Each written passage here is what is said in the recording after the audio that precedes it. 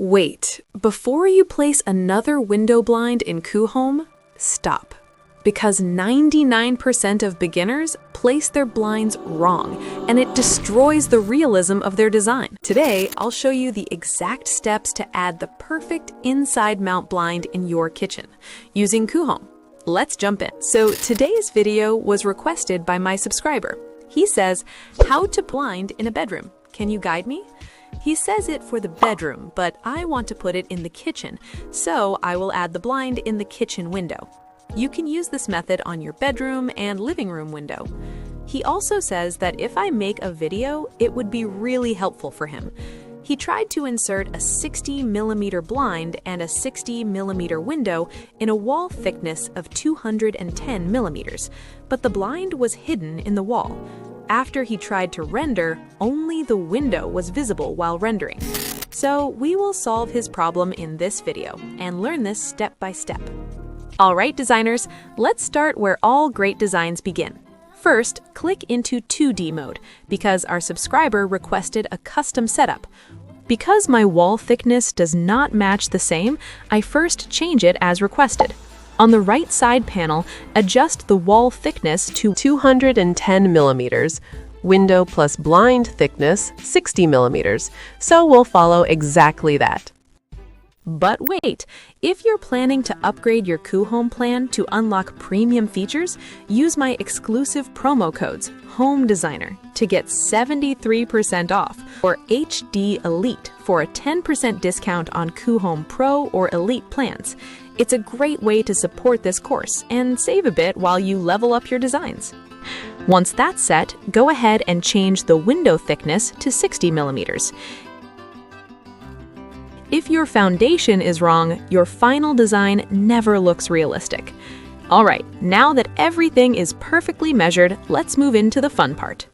Switch to 3D mode, because now it's time to bring your kitchen to life. Let's find the blind.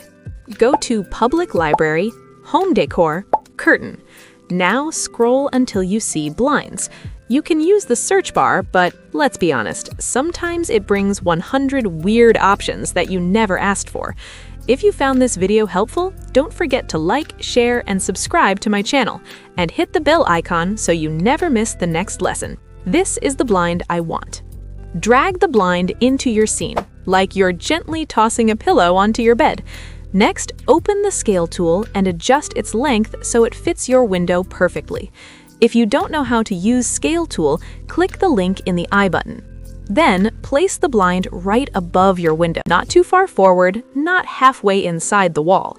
Remember, we need the blind thickness to also be 60mm, according to the request. You can adjust this using the Scale Tool or by setting the width directly from the right side panel. Once that's done, let's set the height. Go to 3D mode,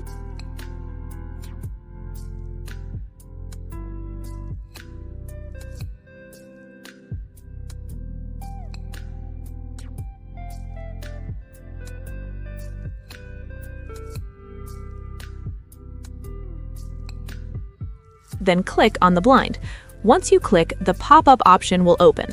Hover your mouse over the pop-up controls, choose Scale, and adjust until the blind sits naturally relative to your window frame. Little adjustments make a big difference.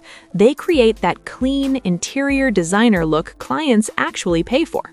If you don't know about these options, I've linked the video in the I button. Make sure to watch it, otherwise you won't understand how to use these options.